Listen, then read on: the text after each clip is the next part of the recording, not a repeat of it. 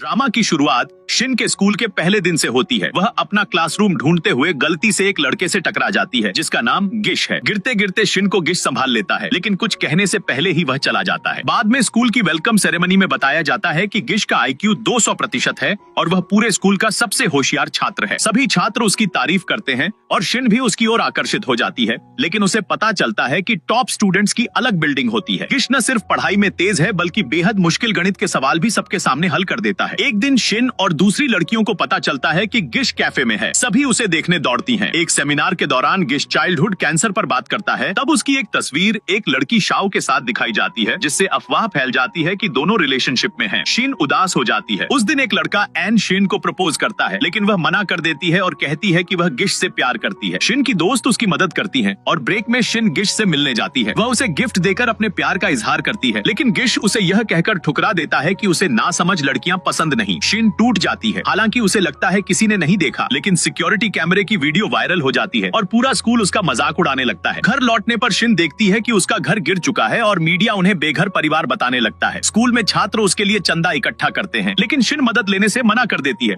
तभी गिश उसका मजाक उड़ाता है। शिन सबके सामने अपने पिता का बचाव करती है और गिश को चुनौती देती है कि वह अगली परीक्षा में टॉपर बनेगी। शिन और उसके पिता को अली नाम का आदमी अपने घर में रहने की जगह देता है। वहाँ शिन को पता चलता है कि अली का बेटा कोई और नहीं बल्कि गिश है। दोनों के बीच तनाव बढ़ जाता है। अगली सुबह गिश शिन को स्कूल तक छोड़ता है, लेकिन सख्त हिदायत देता है कि कोई न जाने कि वे एक ही घर में रहते हैं। कहानी यहीं से एक नए मोड़ पर पहुंच जाती है। शिनजी को एक वीडियो भेजती है जिसे देखकर जी उससे अकेले में मिलने को कहता है। यह देखकर बाकी लड़कियां हैरान रह जाती हैं। शिन उसे याद दिलाती है कि उसी ने उससे दूर रहने को कहा था, फिर अब खुद मिलने क्यों बुला रहा है। जी उसे वीडियो दिखाकर फोन से डिलीट करने को कहता है। शिन इस मौके का फायदा उठाती है और उससे सौदा करती है कि अगर वह उसकी पढ़ाई में मदद करेगा और उसे टॉप स्टूडेंट बनने में सहयोग देगा, तब वह वीडियो डिलीट करेगी, वरना पूरा स्कूल देखेगा। मजबूर होकर जी मान जाता है। इसके बाद जी शिन को गणित पढ़ाना शुरू करता है। शुरुआत में शिन को बहुत दिक्कत होती है, लेकिन बार बार समझाने पर वह धीरे धीरे सीखने लगती है। स्कूल में वह पूरे दिन पढ़ाई में डूबी रहती है, यहाँ तक कि आसपास क्या हो रहा है उसे भी पता नहीं चलता। एन हर जगह उसका ध्यान रखता है और एक बार तो गिरते हुए गमले से भी उसे बचा लेता है। जी दूर से शिन की मेहनत देखता रहता है और उसे एक मुश्किल सवाल सिखाता है, यह कहते हुए कि वही सवाल आने वाली परीक्षा में आएगा। शिन पूरी लगन से अभ्यास करती है